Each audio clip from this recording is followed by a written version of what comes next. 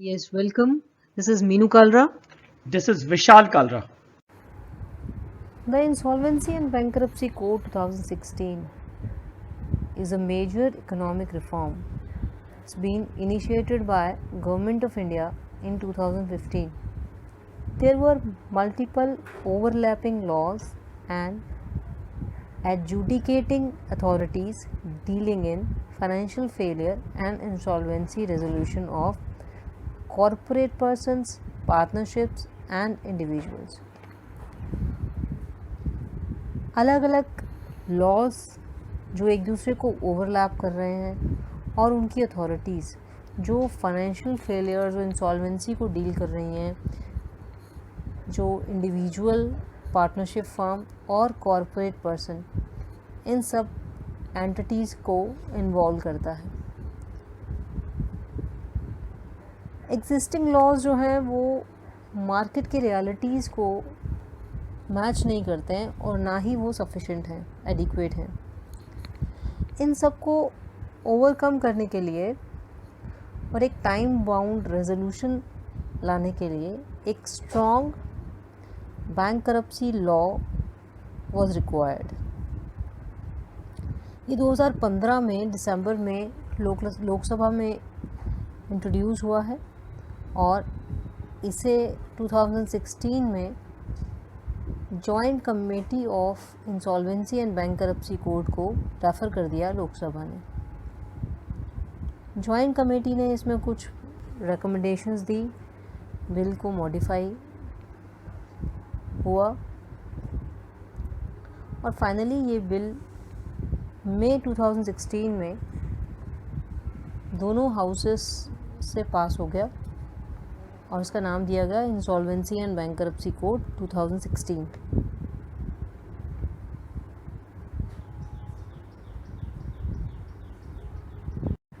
Insolvency और bankruptcy में क्या डिफरेंस है? इंसॉल्वेंसी वो स्टेट है जिसमें लायबिलिटीज़ एसेट से ज़्यादा हो जाती हैं और आपकी एसेट्स जो हैं वो लायबिलिटीज़ को पे करने में सफिशिएंट नहीं होती हैं, ये इंसॉल्वेंसी है।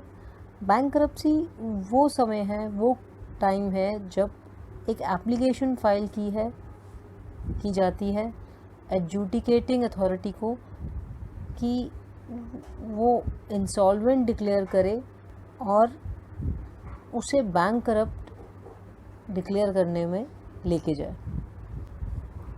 सारी बैंकरप्सीज इंसॉल्वेंट रहती हैं, इंसॉल्वेंसी की इस कंडीशन को बताती हैं, लेकिन सभी इंसॉल्वेंसीज में बैंकरप्सी होना ज़रूरी नहीं है। इस कोड का पर्पस क्या है?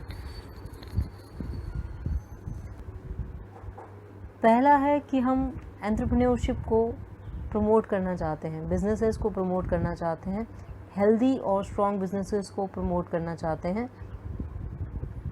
दूसरा, हम अपने लॉस को कंसोलिडेट, इकट्ठा करना चाहते हैं, अमेंड करना चाहते हैं जहाँ ज़रूरत हो, ताकि कंपनीज रीऑर्गेनाइज हों, बिजनेस एंटिटीज़, यूनिट्स रीऑर्गेनाइज हों और इंसॉल्वेंसी की जो कंडीशन है उसको रिजॉल्व किया जा सके।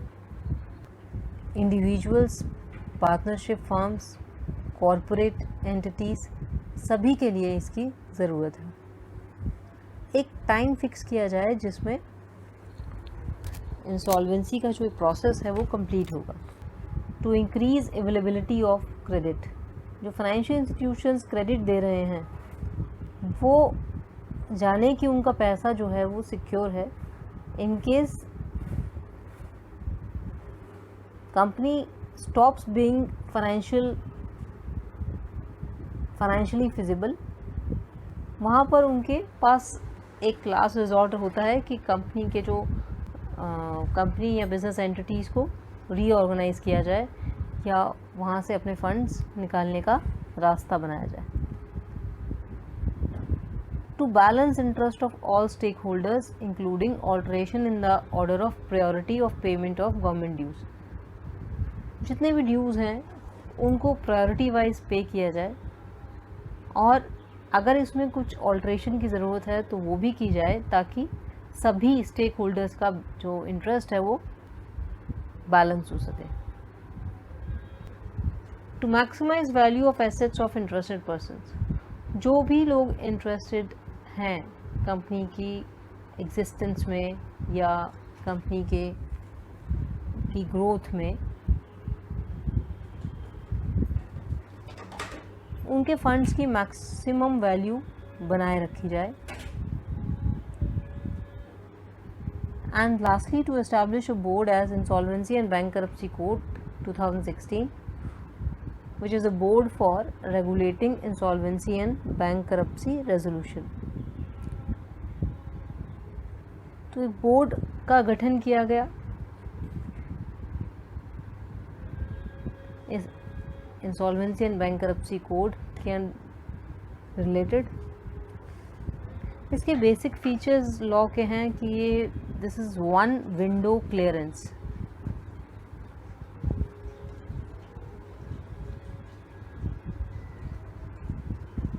ये एक ही विंडो है जिसमें एप्लीकेंट को अप्लाई करना होता है so that he gets proper appropriate relief.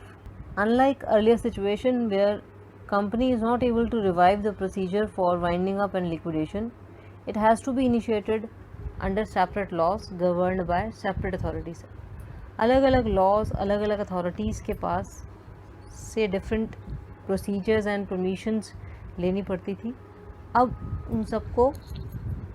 उन सब की जगह एक विंडो आ गई है जो सारे सिचुएशन को हैंडल करेगी. सारे प्रोविजंस इसमें इसी कोड के एप्लीकेबल होंगे. Second is comprehensive law. It's a comprehensive law which regulate the process of insolvency and bankruptcy of all persons, whether it's a corporate person, partnership, LLPs, limited liability partnership and individuals. सभी के लिए एक ही law है जो इन सब के लिए provisions of insolvency create करता है. Then is one chain of authority. There is one authority under the code. It does not even allow civil courts to interfere with the application pending before the adjudicating authority. Even civil courts उनको भी allow नहीं किया गया है कि वो इस तरह के केसेस को ले सकें जो कि इन अथॉरिटीज़ के सामने जो एप्लीकेशंस पेंडिंग पड़ी हैं. इस तरह से मल्टीप्लिकेशन ऑफ लिटिगेशंस कम हो जाते हैं. नेशनल कंपनी लॉ ट्रिब्यूनल है जो इंसॉल्वेंसी रेजोल्यूशन फॉर कंपनीज़ को देखते हैं. डेट रिकवरी ट्रिब्यूनल है जो इंसॉल्वेंसी रेजोल्यूशन फॉर इंडिविजुअल्स को एडजुडिकेट करते हैं. नेक्स्ट आपका है withering away multiplicity of laws. The code has withered away the multiple laws covering the recovery of debts and insolvency and liquidation process and presents singular platform for all the reliefs relating to recovery of debts and insolvency. ये code जो है उसने बहुत सारे laws को हटा दिया है, एक कर दिया है, जो कि रिकवरी ऑफ डेट्स और इंसॉल्वेंसी और लिक्विडेशन प्रोसेस में इन्वॉल्व थे, और एक सिंगल प्लेटफॉर्म बना दिया है जिसमें सभी recoveries of debts and insolvency के केसेस देखे जाएंगे. अगला है protecting the interest of workman dues and employees. Workman और एम्प्लॉइज़ इनके जो इंटरेस्ट हैं इनको भी प्रोटेक्ट किया गया है, उनको भी ध्यान में रखा गया है.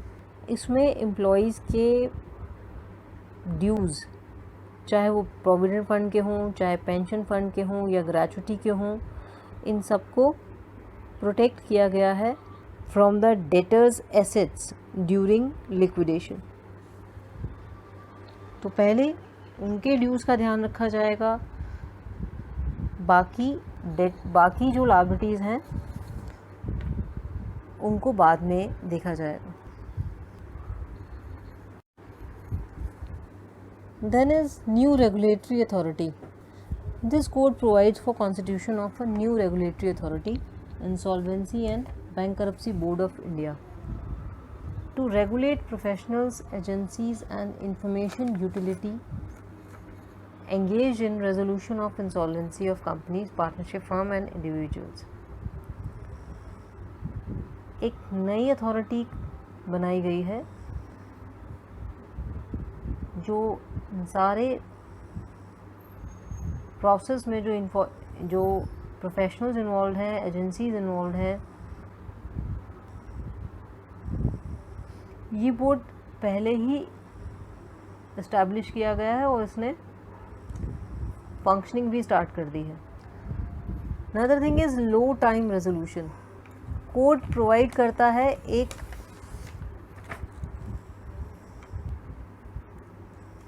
टाइम बाउंड रेजोल्यूशन और इसके जो टाइम फ्रेम्स हैं वो फिक्स्ड हैं,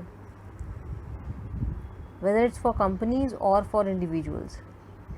ये प्रोसेस 180 डेज़ के लिए है और इसे ज़्यादा से ज़्यादा 90 डेज़ तक एक्सटेंड किया जा सकता है.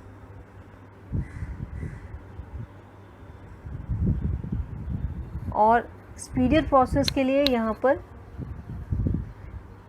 एक फास्ट ट्रैक रेजोल्यूशन भी है कॉर्पोरेट इंसॉल्वेंसी का, जिसे 90 डेज़ में 90 दिन में कंप्लीट किया जाता है.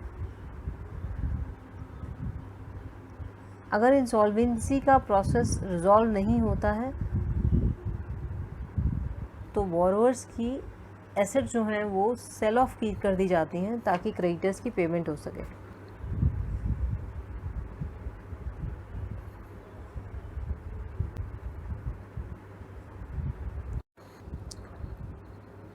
Next is establishment of information utilities. ये इस कोड का यूनिक फीचर है जिसमें इंफॉर्मेशन यूटिलिटीज़ को इस्टेब्लिश किया गया है जो फंक्शन करते हैं as a data bank to collect, collate and disseminate financial information and to facilitate insolvency resolution. एक ऐसा डाटा बैंक क्रिएट करने का उद्देश्य है जिसमें फाइनेंशियल इंफॉर्मेशन कलेक्ट की जाएगी, एनालाइज की जाएगी और डिफरेंट इंस्टीट्यूशंस को प्रोवाइड की जाएगी ताकि इंसॉल्वेंसी रेजोल्यूशन फैसिलिटेट किया जा सके. लॉन्ग रन में ऐसा सोचा जाता है कि ये आईयूज़ के पास वो डाटा होगा डेट्स का और क्रेडिट का, सभी बिजनेसेस का, कि ये ऑटोमेटिकली एक ट्रिगर की तरह काम करेगा इन केस कोई डेटर डिफ़ॉल्ट करता है और अथॉरिटीज़ इनिशिएट कर सकती हैं इंसॉल्वेंसी प्रोसेस अगर उसकी रिक्वायरमेंट हो. इस सिस्टम से इकोनॉमी में क्रेडिट का रिस्क भी कम होगा. साथ ही क्लैरिटी आएगी प्रोसेस में. अभी तक एक एम्बिगुअस सिचुएशन क्रिएट हो जाती थी in case of default of payments, जिसमें सभी स्टेक होल्डर्स अफेक्ट होते थे. अब एक क्लियर और अनएम्बिगुअस प्रोसेस फॉलो किया जाएगा और कंट्रोल जो है वो शेयर होल्डर से प्रमोटर से क्रेडिटर्स को शिफ्ट होगा.